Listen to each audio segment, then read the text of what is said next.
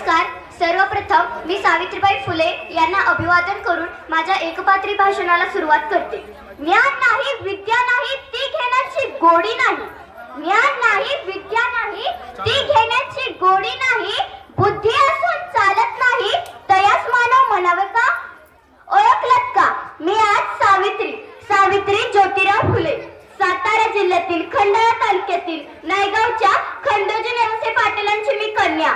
अवघ्या 9व्या वर्षी माझा विवाह ज्योतिराव फुले यांच्याशी झाला आणि हळूहळू मला कळायला लागलं की ज्यांच्याशी माझा विवाह झालाय ते एक साधे सुधारण माणूस नसून या जगाला ऊर्जा देणारे एक क्रांती सूर्यच आहेत. त्या काळी स्त्री पुरुष उच्च नीच असा लय भेदभाव होता, पण या सर्वांवर मात्र एकच उपाय होता, ते म्हणजे शिक्षण. शिक्षणाचा ध्यास हे एकच खूळ ज्योतिरावांच्या मनात होते. पण एकदा ज्योतिराव शिक्षणाचा प्रसार करत असताना फरर नावाच्या ब्रिटिश मॅडम त्यांना म्हणाल्या, तुम्हाला शिक्षणाचा प्रसार करायचा आहे पण तुम्ही स्त्रियांना घराबाहेरच पडू देत नाही. कारण आधी स्त्री शिकली पाहिजे तेव्हाच समाजाची प्रगती होईल. आणि झालं. ते आले माझ्याकडे पाटी पेन्सिल घेऊन आणि मला म्हणाले, सावित्री आजपासून मी तुला शिकवणार. झाला सुरू झाला माझा अभ्यास. काना मात्रा वेलांटी आकार उकार बेक बे बेदोनी चार हाच द्यास. मी लिहायला शिकले, वाचायला शिकले आणि काव्य सुद्धा रचू लागले. आणि अशातच 1 जानेवारी, होय शनिवारी 1 जानेवारी 1848 ला पुण्यातील भिडेवाड्यात आम्ही मुलींची पहिली शाळा सुरू केली. मी पहिली मुख्याध्यापिका आणि शिक्षिका सुद्धा. शेळीसारखं जगलात तर काम तमाम होईल, पण जर वाघासारखा जगलात तर नाम होईल. पण समाजाची मात्र धर्म बुडवला म्हणून कोल्हेकोळी सुरू होती. अहो, एखाद्या सर्वसामान्य माणसानं शिक्षण घेतलं तर कोणता धर्म बुडतो? इतका तकलाब असू शकतो का धर्म? धर्मासाठी माणूस असतो की माणसासाठी धर्म? अहो, शाळेत जाताना चिखल फेकला मी सहन केलं, शेण टाकलं मी सहन केलं, थुंकला तरी मी सहन केलं आणि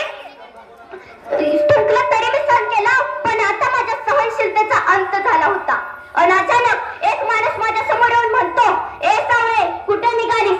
आधी आमच्या पोरीबाईंना शिकवणं बंद कर. तुला तुझी इज्जत प्यारी की ते शिक्षण? कदाचित त्याला माहित नसावं की आम्ही सुद्धा स्त्री शिक्षणाच्या ज्ञानज्योती आहोत. ते अशी घेतली आणि संतांच्या कानाखाली लावली आणि सुलावलं. आज आलाय थोबाड फुटलं. जर पुन्हा आलास तर तुझ्या रक्तानं ही धरती रंगवील. स्त्री कोणत्याही जातीची किंवा धर्माची असू द्या, ती नेहमीच अन्यायाच्या बळी पडत आली. एखाद्या स्त्रीचा नवरा वारला म्हणून तिला सती जायचं? त्या नवरा वारला तर त्यात तिचा काय दोष असतो?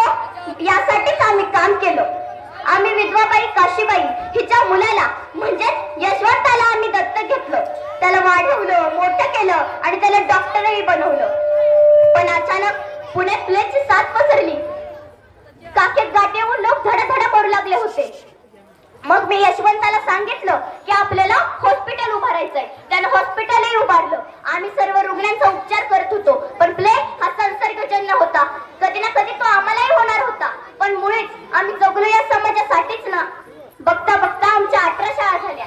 सती प्रथा, केशवपण या सर्वांवर आम्ही मात केली. कारण आनंद होता तो या बया शिकण्याचा. म्हणून म्हणे, विद्येविना मती गेली, मतीविना नीती गेली, नीतीविना गती गेली, गतीविना वित्त गेले, वित्तविना शूद्र खचले आणि एवढे अनर्थ एका अविद्येने केले. म्हणूनच मुलींना वाचवा, मुलींना शिकवा आणि या देशाची साक्षरता वाढवा. कारण एक मुलगा शिकला ना तर तो एकटाच शहाणा होतो. कारण एक मुलगा